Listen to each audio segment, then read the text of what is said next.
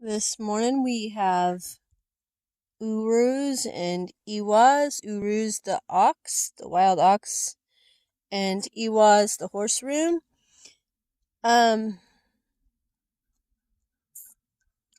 it's gonna look like a mental or physical problem, but with Urus being the ox, you're looking at having the strength, and with Iwas you have momentum, so it's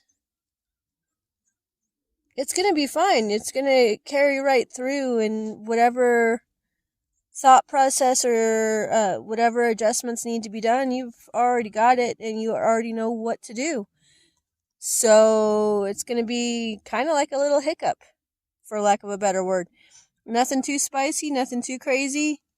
Just like a little mental or sourced hiccup of a sort. Nothing huge, nothing crazy. So I hope you guys have an awesome day and be blessed.